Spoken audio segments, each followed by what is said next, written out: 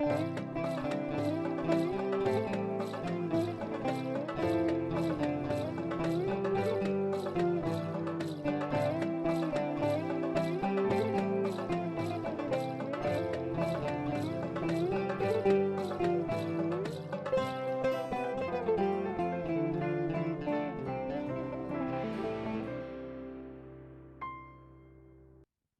those days, Caesar Augustus issued a decree that the census should be taken of the entire Roman world. This was the first census that took place while Cornelius was the governor of Syria, and everyone went to their own town to register. So Joseph also went up from the town of Nazareth in Galilee to Judea, to Bethlehem, the town of David, because he belonged to the house and line of David. He went there to register with Mary, who was pledged to be married to him, and was expecting a child. While they were there, the time came for the baby to be born, and she gave birth to her firstborn, a son. She wrapped him in clothes and placed him in a manger, because there was no guest room available for them.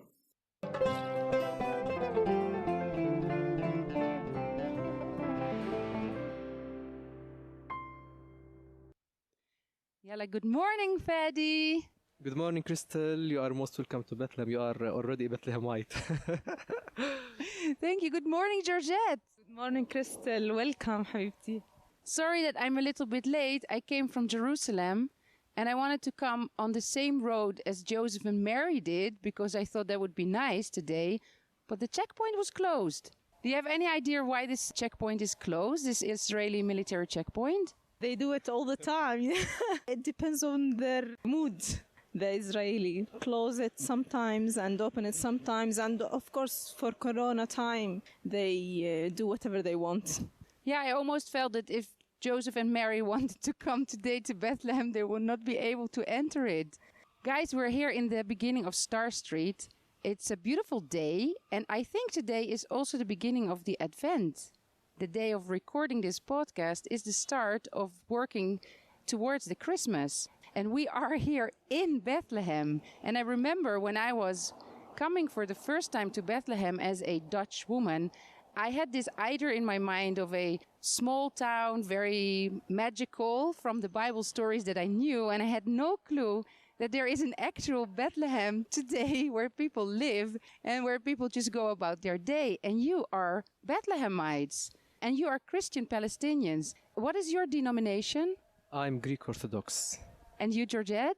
Latin Catholic, yes. That also was something new for me because I thought that all Palestinians were Muslims. And when I came here, people told me, Crystal, Christianity started from Bethlehem. Do you think there are no more Christians here? So here we are on a sunny day in the beginning of Star Street. This is traditionally known as the place where Joseph and Mary walked on their way towards what? Towards the Nativity Church. Yes, it is, as you said, a traditional way, and it's in the heart of Bethlehem. You know, Crystal, it represents something so important for us because all the Christmas festivals and also if someone marries, you need to take this street to enter to reach the Nativity Church. They call it Star Street because it's where the star that leads the Magi's followed the star to arrive to the Nativity. Oh, I have to say that in the way that we heard the Bible story, we were always talking about three kings. Yes, three kings from the east. And there's a debate about it. There's a tradition that says that they are from Persia, and other theory says that they are Nabateans or Arabs that live near the Jordan Valley. And if we look at the Star Street today, can you describe it? What are we seeing? From both sides, you have buildings from the Ottoman period. It takes you to the heart of the city, and the neighborhoods that around the Star Streets are all from the seven Harat, or seven neighborhood that was originally the families who lived from Bethlehem. Fadi, you are from Bethlehem. Did you grow up in the old city or away from the old city? Yes, all my life it was in the old city, and Really, it's very unique to live in the old city because there are a lot of relationship between people living in the old streets. But now it's different in Bethlehem because people now they have their works. They go from their houses for a long time, so the relationship it's less than before. But till now, we still have that good relationship that people help each other, stand with each other in the weddings and the sad things. So we can still say that the relationship between people here it's very unique. So traditionally, Bethlehem was a Christian town, but now we see the majority is Muslim. Can you explain that?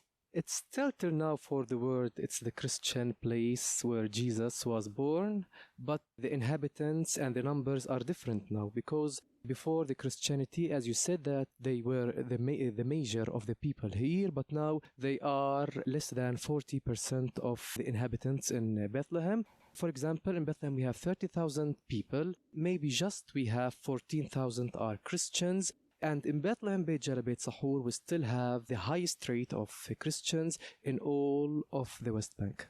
And Georgette, what does the name Bethlehem mean?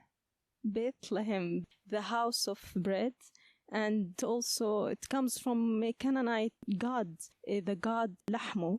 But for us Christians, Bethlehem, Beit al-Khubez, it refers also to Jesus Christ because he's the bread of life for us.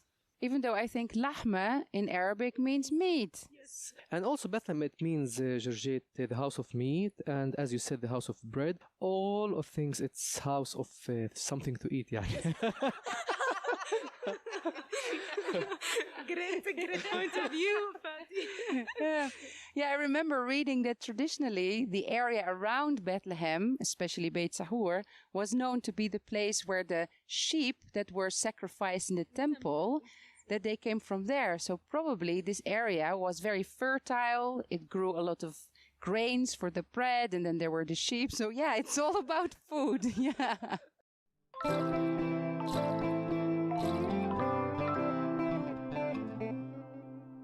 Fadi, I think that a lot of people in the West, they don't know how Palestinians celebrate the Christmas. I mean, we do it with a Christmas tree and we put a lot of presents under the tree. And I think most people eat a meal together. But what is the way that Christian Palestinians celebrate Christmas?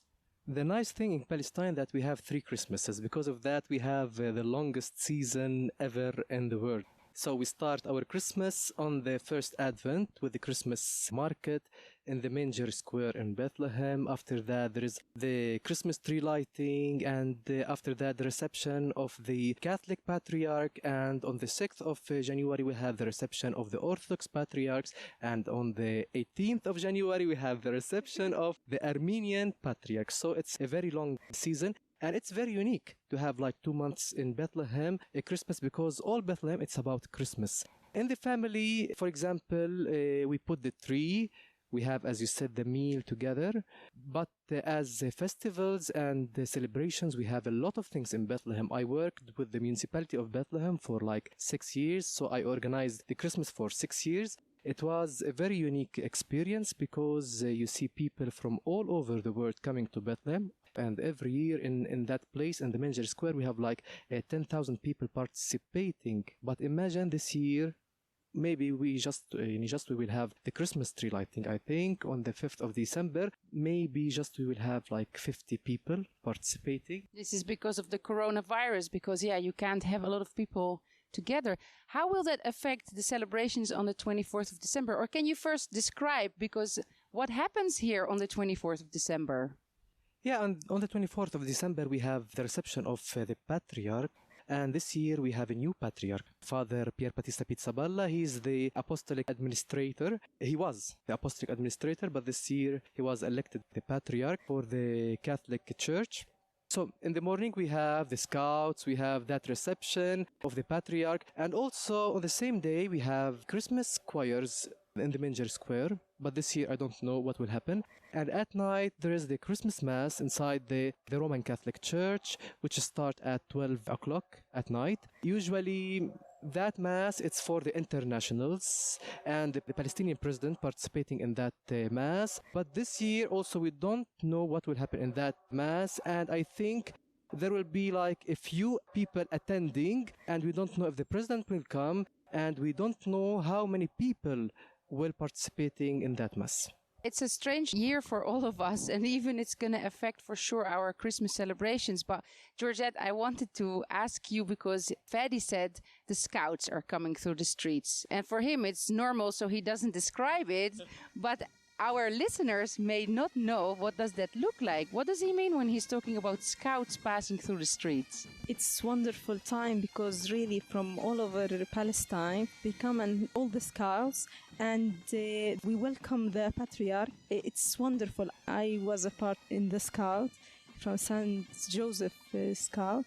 They play music, drums, also pipes and clarinet, everything. It depends on the scout. For example, St. Joseph, they have their own, they are all girls. They play the drums. And you have in front of every scout, the one who has the stick. Yes, it's wonderful because it's so delicate. The stick shouldn't ever drop on the floor. You need to be so careful for that. They dress different colors. For example, the Salesian Scout dress in yellow. St. Joseph, they used to dress in green. And we have the Frere in blue. Every scout has a very traditional outfit. And it's really nice because they compete every year. Everyone wants to be the best, and they are really doing great job. Syriac Scout is wonderful. You can feel it like they are really, really good. I need to say they are good also. It's wonderful.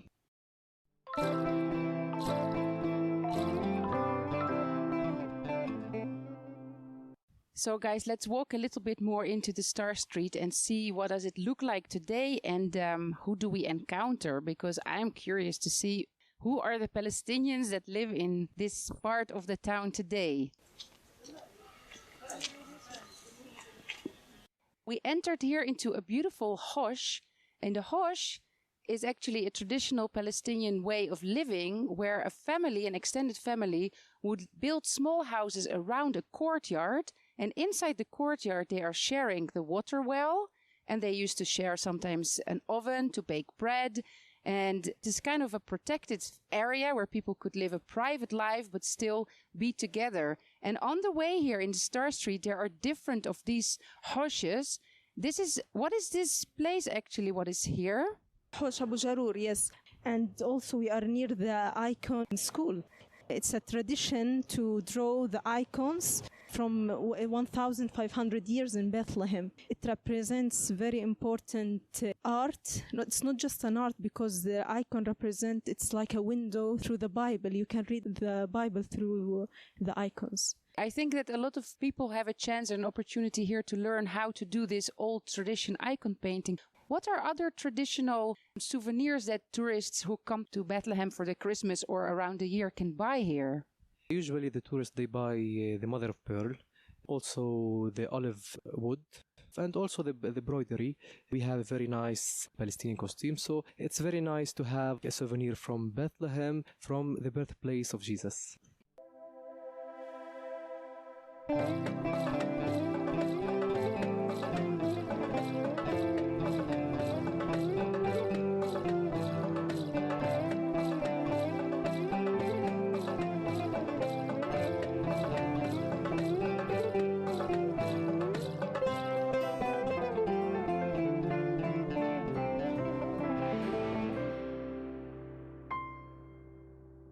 While walking here in the Star Street, I see that most of the shops have very nice colored entrances. It seems that the municipality did a great job in getting everybody to color their doors in a purple, green, and yellow and light gray colors.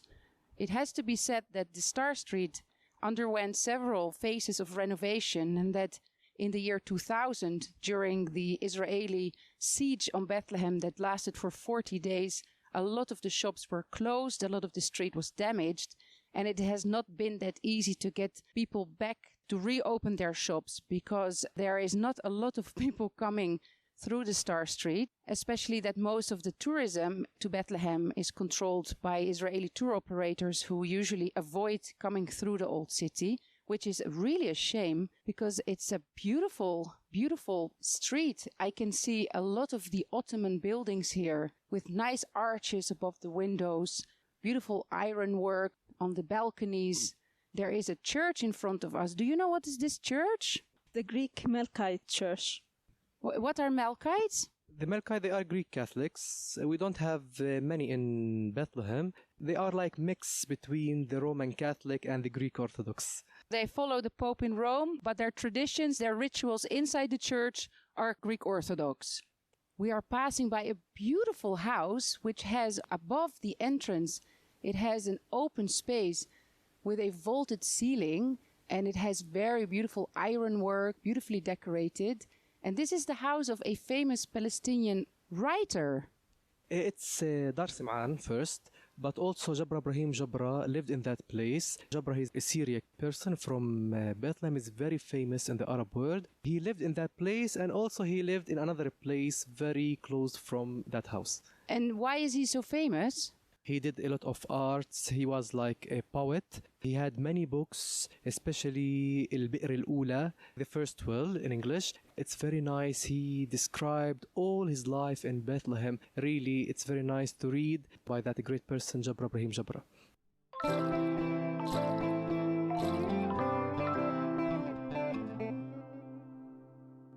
We have reached an important point on the Star Street. There is a beautiful old gate. It's not just a gate. There is a building built on top of it with, I guess, 2 floors of houses over the gate. And then the gate itself has 2 vaults. So it's probably about, well, I would say at least 30, 40 meters that you are walking through this gate. What is this gate? Yes, Crystal, it was the main entrance of Bethlehem. Qos al-Zarrara, the Zarrara Arch. It has many stories. For example, that Virgin Mary put her fingers in a column in the Church of the Nativity, and wasps went out from that place and came here to kill people who wanted to loot the church or to damage the church. Because of that, they killed the people here.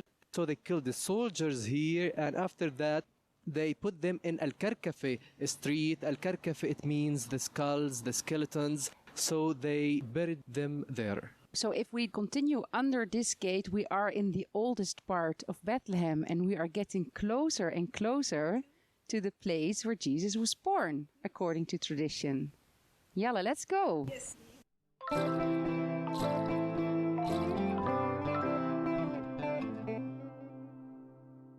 Sammy, come back, Sammy.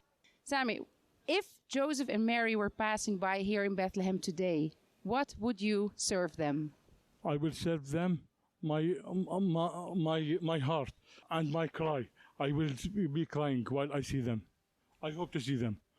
You are working here. You are selling a lot of nice drinks. What do you sell? I sell coffee and tea and sahlab and everything hot.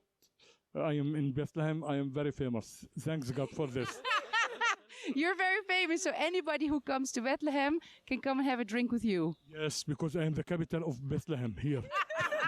The mayor of Bethlehem, the uncrowned mayor. I wish you a very beautiful Christmas. You are very kind, and we have. I hope to have something good in Bethlehem. This Corona is gone. Yeah. It's finished. It's very big problem for us because Bethlehem without tourists is nothing. Yeah. It's nothing. It's nothing. Nothing. Oh, you're very sad. You miss all the people. Let's say to the people, next year, when everything's better, come to Bethlehem. Inshallah, come anytime and we'll enjoy it with us to drink tea. Okay? Okay, bye, Sammy. Bye. Ma salama.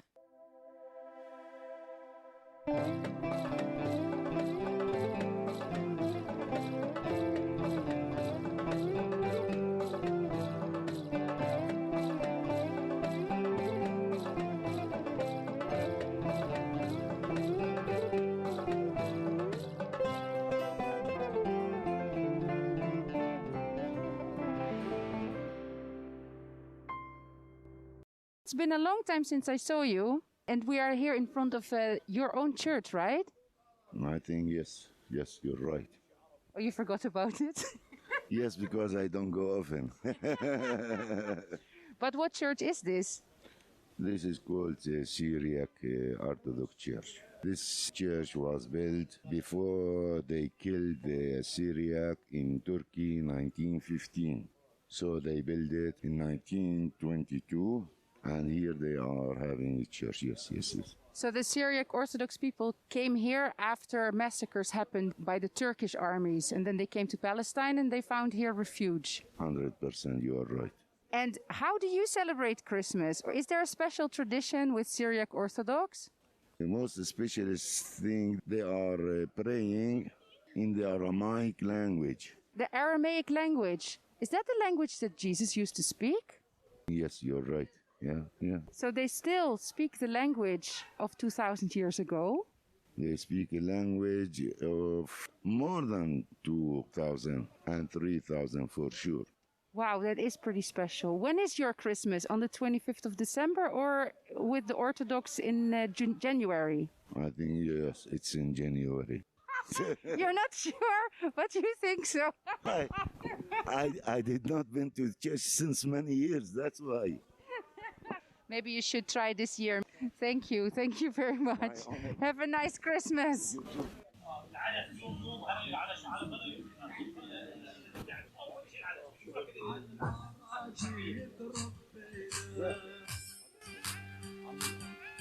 عشنا ورحنا وشفنا وجينا.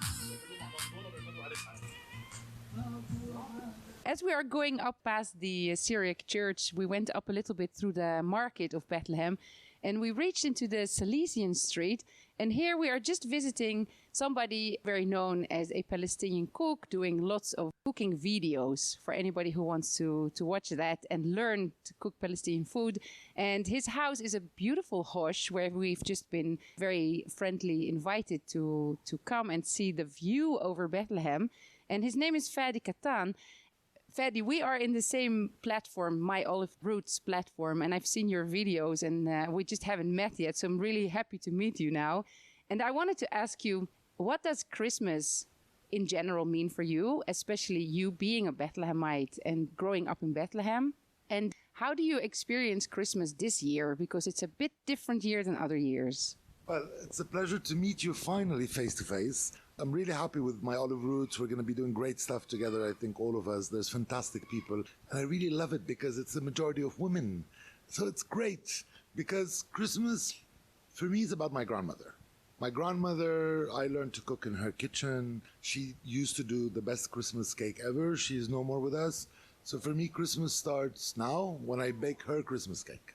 And I start doing it these next few days. Christmas it's really a moment of celebration. And it's always been like a discussion, even when my grandmother was alive, because she founded the Arab Women's Union in Bethlehem, and she was very much engaged in the community. It was always this discussion of, is it only a Christian feast, or is it a national feast, or is it a community feast? And it's something I don't have an answer for, because I think it's a bit of all of these things. And I laugh because Jesus wasn't blonde. Guys, wake up.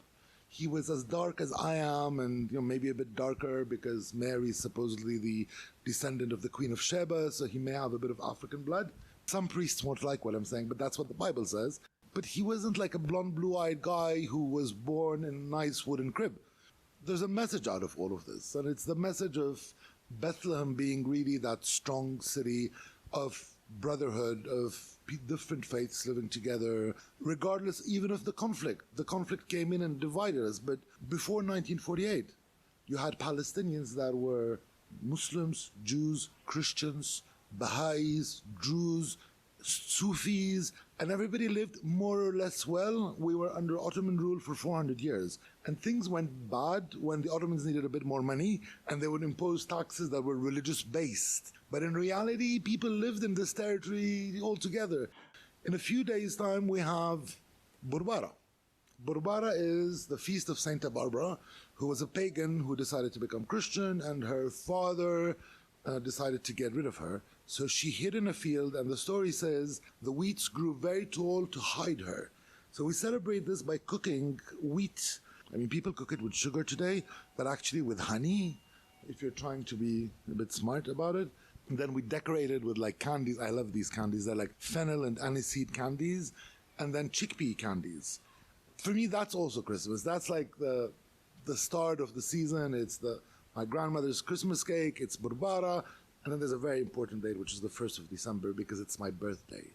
So I get like double gifts for Christmas, one on the beginning of the month and then one for Christmas. What I would say for this year, more specifically for people, is think of the others. Don't do a fastuous meal for yourselves and not think of, the guy next door or the old person living in the same building, wherever you are. And that's what's been great this year, despite the horror of this pandemic, is a lot of chefs have woken up to this. And we've done great stuff together. For Ramadan, we cooked for a hospital in Jerusalem. For Christmas, we'll be doing a few also nice things that are being planned. Christmas is really about this. Fadi, you live here in the middle of Bethlehem, really. So that means that on the day of Christmas, which is basically twice here, we just heard from the other Fadi, you get to hear and get to see all the Christmas parade and all the Christmas scouts going around. How is that for you? There are actually 3 Christmases, because there's the Armenians also. Actually, for me, it starts a few months before Christmas, because I also get to hear all of them practice. And it's sometimes charming, sometimes it's a bit of a nuisance, because, when they have a new kid in the Scouts and he or she doesn't know how to use the drums or the brass, I get to get all these bad noises before they get it spot on. And every year I'm amazed on Christmas days, the 3 Christmases, because actually when they're on the street, it sounds perfect. So I get to hear the trainings and then the realization. I'm not a fan of Scouts, to be honest, because for me it's very military. And it sounds military, and I do have a problem with anything that's military, not only as a Palestinian, but the whole concept. Despite the fact that in kitchens, we run our kitchens like an army. There's a chef and everybody listens and executes. But those bagpipes, I can start imagining, because the bagpipes, were brought to us by the English.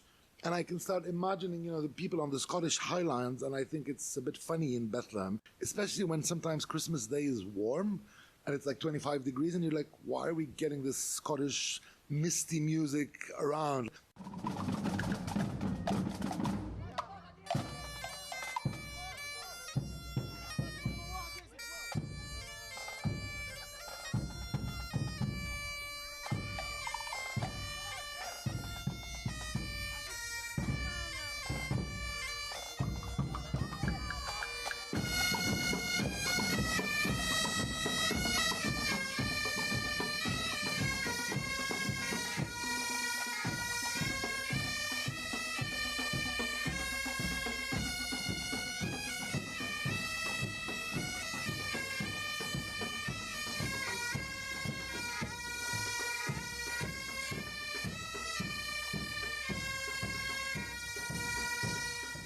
One of the scouts a few years ago, I can't remember which one of the scout groups it was walking down Star Street, and I was standing there watching them. And then I hear this tune that sounds very familiar. And I was like, wait, what's this? This has nothing to do with Christmas. And they were playing Bella Ciao, which is like an essential rhythm of communist resistance during the Second World War against the Nazis. And I was like, wow. Yeah, I so remember that. it's the Italian partigianos who are getting their music played, while you have Italian friars that were technically the enemies of these partigianos in Bethlehem. That's what's fantastic with Bethlehem. Everything is so spontaneous. Yeah. Despite all attempts to get it organized, it is spontaneous, and it's fantastic because people really express themselves.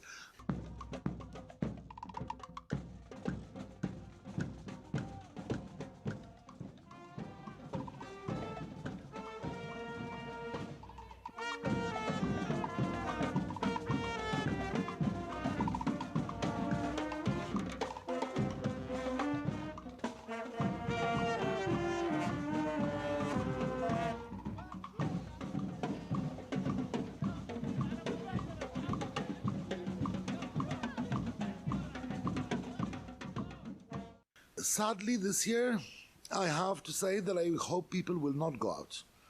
I hope people will stick to COVID rules.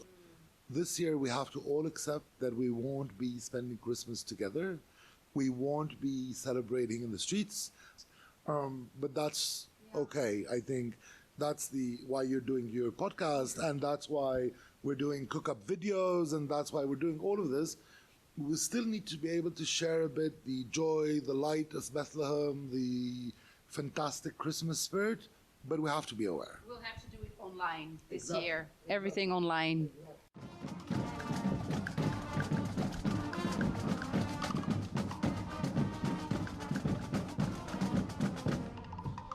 As we continue walking through the Star Street, we are arriving now at the Manger Square. And the Manger Square is named after the manger in which Jesus was laid after he was born. And we just ran into Danny. Hi, Danny. Hi, how are you doing? Yeah, I'm good. We're walking the street that Joseph and Mary walked on their way towards where Jesus was born.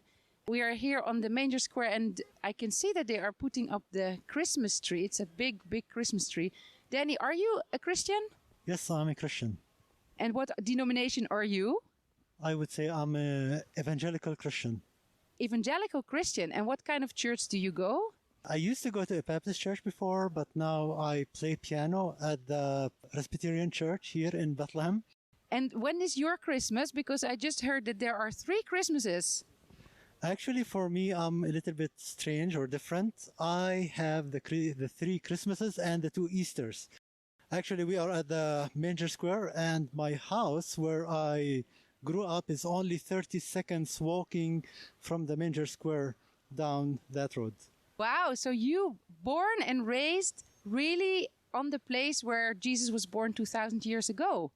Yes, and it's really great to be very close here because all the family members we have now from outside, they we always come to see the Christmas, to see the different events that is happening in the Manger Square.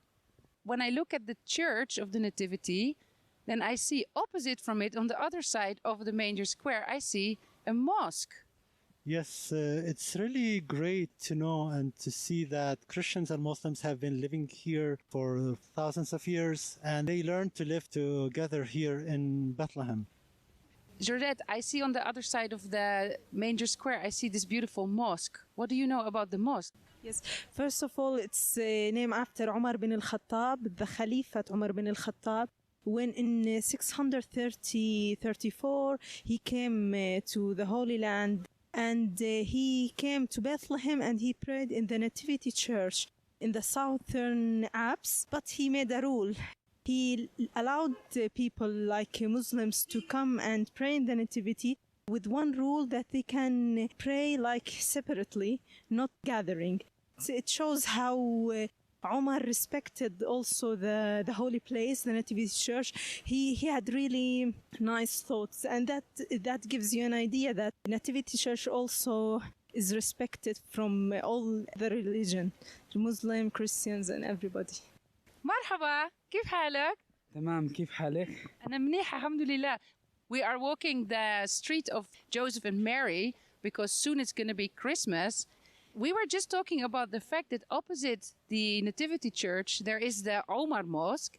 And I was just really curious to ask a Muslim about Christmas. What does Jesus mean for you? What does Mary mean for you? And what is Christmas for you? Look, Christmas is like, as Muslim, what we learn is like, that of birth of Jesus. Mary and Joseph, when they come through Nazareth, they come all the way to Bethlehem because, long time ago about the counting, because Mary, she's from Bethlehem. And then, they was looking for a place to sleep on it here in Bethlehem. But she couldn't find, a place to sleep. We found a smaller grotto, which is the Nativity Church today. And she was giving the birthday. Bethlehem, it's the symbol of peace and love between Christian and Muslim.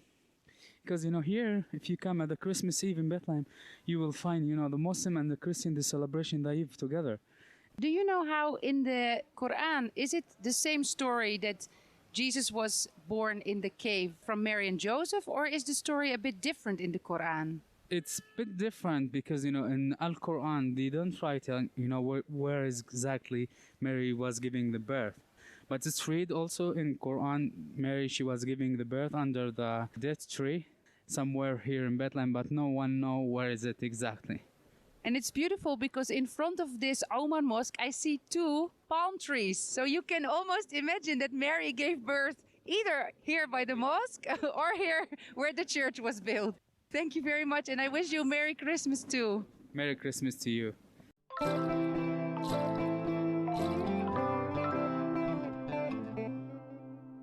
We are getting closer to the Nativity Church now. We are almost reaching to the entrance.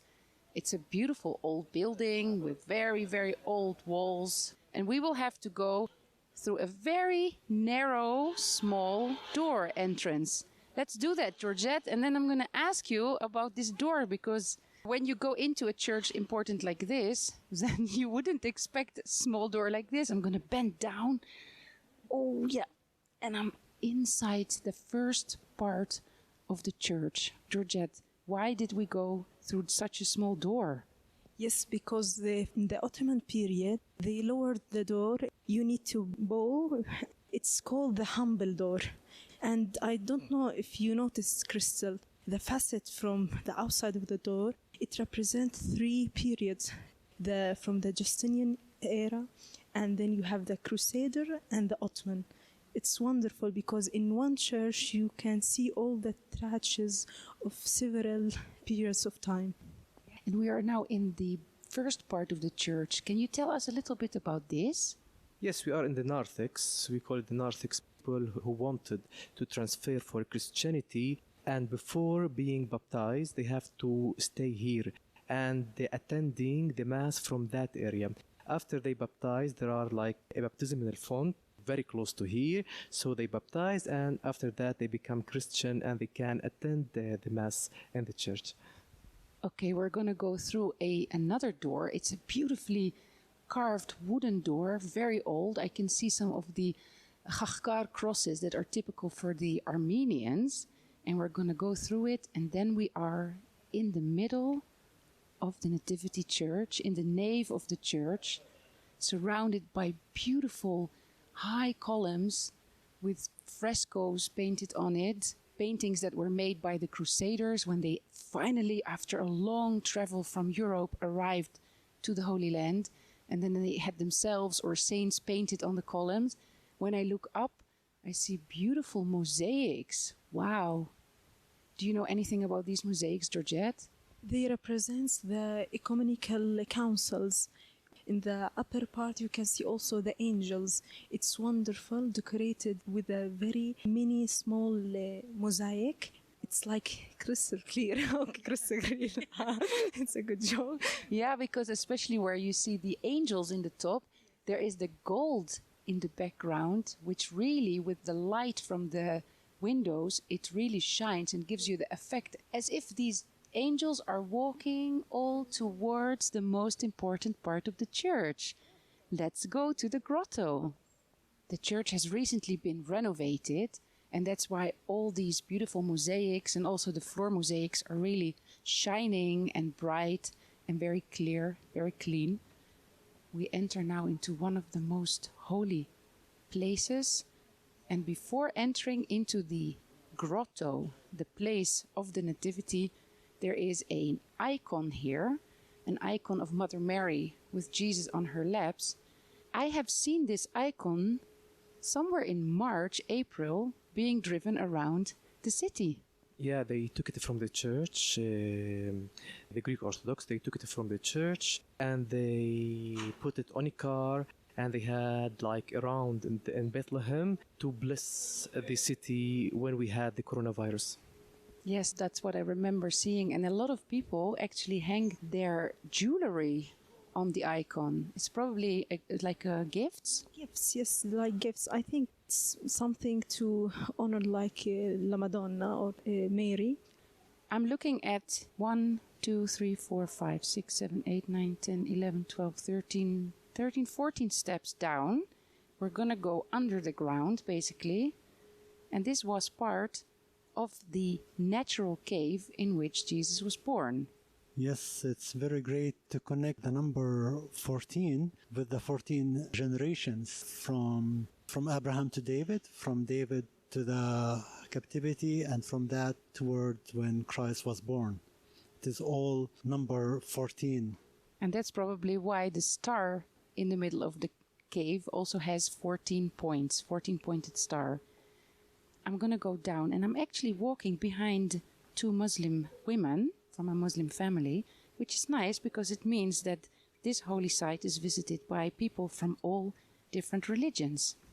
Danny, we are now in the grotto. Can you describe for people who've never been here what this place looks like? Well, this looks like a cave. Many people think that Jesus was born in a crib. Many people do not know that it is actually a cave that Jesus was born at. It is the place where people used to keep the animals down, and they used to live on the second floor. So Mary and Joseph, when they came, they could not have place in the inn. So they could not have place in the actually second floor. So family put them in the first floor, and that's where they used to keep the animals. And if we look at the cave, it is long, and very far in it there is the place where Christ was born. Yeah, I can see people are kneeling down in front of the 14-pointed star on the location where, according to tradition, the crib of Jesus was. But Fadi, there is another place here also for veneration, I can see. What is the difference between this part and that part? So the place where we have the star is the place where Jesus was born, but behind it we go to the altar of the wise men or the Magi. It's for the Catholic, and we can see behind it the manger where Virgin Mary put the baby Jesus in it. So the Greek Orthodox, they have a point where Jesus was actually born, where Mary gave birth, and the place where his crib was is the place venerated by the Catholics, because this church is somehow divided between different denominations, right? Yes, it's divided between Orthodox, Armenians, and the Catholic. And everyone has like a part to maintain, and also where they do their celebrations. مبينا معشر المؤمنين إلى بيت لحم نسر منشدين بمغارة صغير ولد طفل فقير بشر العالم بفرح عظيم خلص العالم من حزنه وأوجاعه وبتلحم صار فيها حدث كبير وفرح كبير وأمل كبير. Yeah, and before we leave the church, we are passing by the other part of the church, which is the... It's St. Catherine Church, St. Catherine of Alexandria. And this is for the... Latin Catholic, yes. This is your church? This is where you go? Yes, my church. Do you know what happens here on Christmas night? In Christmas night, we have the Christmas Mass that is podcast in all over the world. And that is the main event for Christmas. And that's where President would come here and attend the Mass. I hope that this year there will be an opportunity for a Christmas Mass. Maybe not with as many visitors, but at least we will all watch it on TV.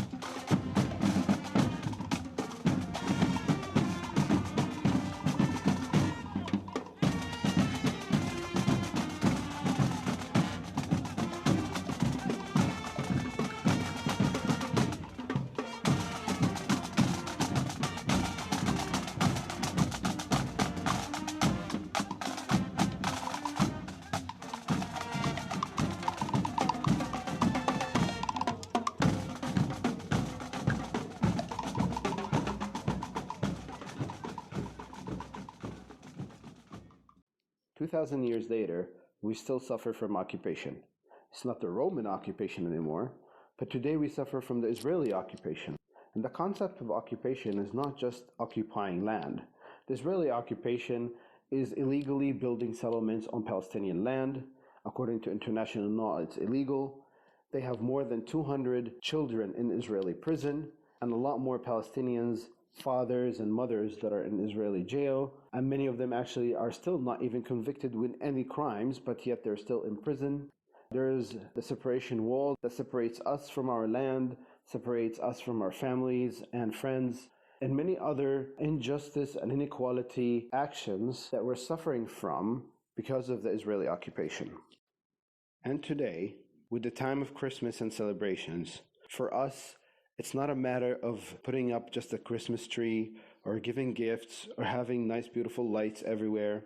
For us, as it has been for many years, until today, Christmas and every day is a matter of celebrating hope and peace for us and for all. We want justice, we want equality to everyone, as it is mentioned in these days, peace to be upon all people on this land.